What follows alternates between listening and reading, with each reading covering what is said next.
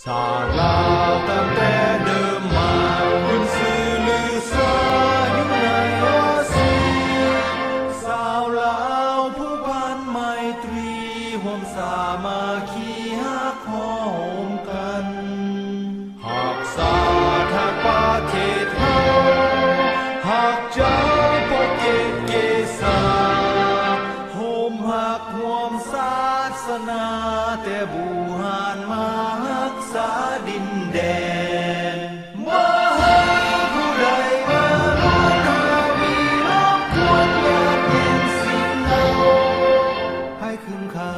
มาลุ้นวายสู้จนตัวตายต้านทานศัตรู